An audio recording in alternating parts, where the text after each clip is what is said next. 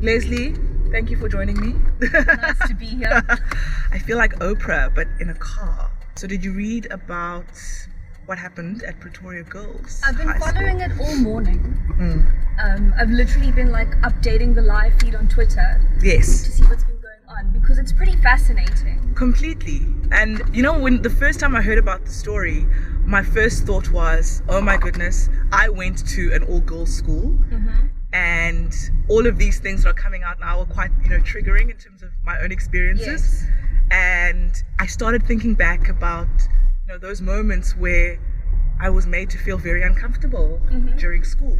I don't know how similar your experiences were, but I, went to an all-girls school. Were there a lot of black girls at your school? There were, actually. Okay. There were, I probably would say there were about, it's 30%. I went to a majority white English-speaking school in Durbanville, and there were 2 black guys in my entire grade, and my entire grade was 9 classes of about 30 people. How does that each. happen? What is going on in Durbanville? I don't know what's going on in Durbanville. Oh my goodness. And there weren't that many colored people either. Yeah, so I grew up with a lot of white friends because honestly, those were the only people I kind of had to choose from. Yeah. And I don't know, my hair is a very strange thing for me because people always say, and I realize in hindsight this is very racist, but people always say I'm very racially ambiguous, which is a very odd thing to tell someone. Because of the texture of your hair. Yes, exactly. So they'll ask me, oh, what are you? Where is your family from? And I'll be like, I'm from Cape Town, I'm colored. Yes. And then they'll be like, oh, I thought you were, Puerto Rican or Mexican, or then they list Egyptian. I've got all sorts of different places. Strangers have asked me where I'm from. I started asking people why do you ask me? Because if you look at me, I think it's pretty obvious. Yes. I wouldn't question if I were colored. Same. I think it's very obvious, but they will say, no, it's because of your hair. Wow. That is the first thing that comes up, because they assume colored hair has this coarse texture or that it stands. When it comes in different forms, yes, right? exactly. Yeah, that's always been my thing. With Pretoria Girls, how they use the code of conduct actually to police black people. And how when I was in school, you'd think, oh, follow the code of conduct, you're following the rules, you're a well-behaved student. Yes. You don't want to be a troublemaker, you don't want to cause any drama. Yes. But I remember there were a few incidents in school where a few of the, black girls in school questioned why we couldn't have braids, why we couldn't let our afros grow how they grow. And the funny thing is, all our afros grew in different ways, right? And that's the beauty of black hair, where, my afro kind of tilted to the side and went this way. Another friend's afro was really short and really tiny, and another friend had really big hair. But we were constantly told that was wrong. And how did that make you feel as a student at the school? Is it something you thought about a lot when you were at school?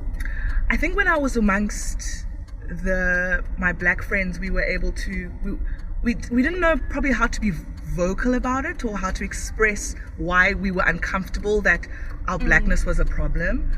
But our white friends, we didn't speak to them about, they didn't understand. Yeah. And we knew they would think that, why are we making a mountain out of a molehill? Why are you making hair an issue? And you don't want to be seen as someone who is, causing a fuss for no reason. But meanwhile, you were fundamentally saying that my blackness was an issue, and that was the problem. And, looking back on it now, it's quite hurtful when you think back about how you were kind of made to feel very small, Yeah. It's It's quite interesting how this is coming up now. These codes of conduct have been in place for so many years. For years. So why today? Why is this fight starting now? And I think it's probably got a lot to do with the whole fees must fall movements and everything. And these kids are seeing you can create change. Yes. And it doesn't matter how old you are. Completely. It doesn't matter where you are. If you come together to fight a cause, you can do it. And the whole my whole thing is ownership. Like, I'm loving how young people are just owning the whole space, because for the most part, adults will barge in and kind of take over and be the voice of reason. You're too young, you don't understand anything. But young people are like, no, actually, this is what we care about, this is what's hurting us, and we cannot live like this any longer, so the status quo must change, which is like incredible to me. I mean, these kids who are in Pretoria, they are teenagers, they're children. They're 13, they're 14. It's not even the matrics. I read an article on the Daily Vox. It's not the old students. It's not. It's the young ones who still have their schooling in front of them. So they are fighting for their future. Completely. But how, if you are black, you are not allowed to be a kid almost. You have to grow up really fast and deal with what society throws at you, and just, just go. I mean, if you're 13 and you're fighting like all of this structural racism, meanwhile your peers don't have to go through those battles. They are free to be young and be kids. It's actually it says quite a lot about how there is no point where you're truly free at any point in your life. And the last place you should be having to fight racism is at your own school. Where you're nurtured, looked after. That's where you're supposed to be the most sheltered, the most protected. But with these rules in place, how can you be? This code of conduct, it's actually a way to police people's identities. And I mean, in the code of conduct is actually saying, if you are not white, then we need to correct that almost. And we'll mask it as, trying to keep your hair tidy. But you can't refer to someone's natural hair as untidy. That's so wrong. And I mean, I do need to, we think about how like representation matters and whatever, and how, how Cosmo has changed over the years in itself, where before it was quite Eurocentric, the whole idea of, it's an international American magazine, and we need to just represent that idea of beauty. But it was Cosmo operating on the African continent, where there are different representations of what beauty, well, there should be different representations of what beauty is.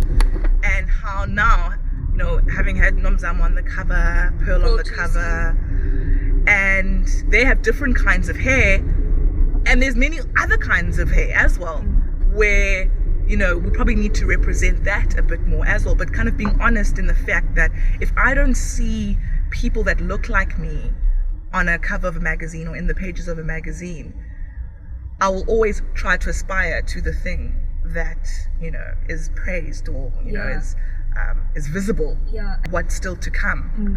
And, showing different kinds of women in the pages and how important that is. So our role in all of this as well as, being a publication for women.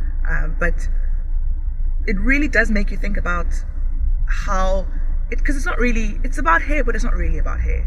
It's about something a lot bigger than hair. It's about something a lot bigger.